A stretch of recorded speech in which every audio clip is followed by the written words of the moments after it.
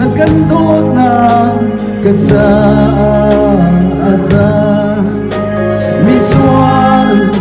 kay katsaan Nanungan na kape Zungzat sinain nakakam Ikatswap ang tingka nakape Katsimlay kapuan simlay Kananaki ka mga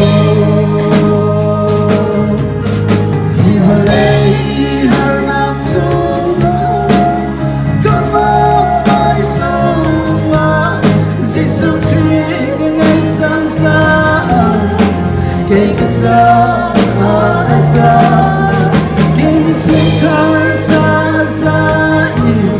Kami pun sa zongaasa Sambaw na sa idang tilaw Jesu Cristo matingin Sambaw na sa idang tilaw Jesu Cristo matingin Hãy subscribe cho kênh Ghiền Mì Gõ để không bỏ lỡ những video hấp dẫn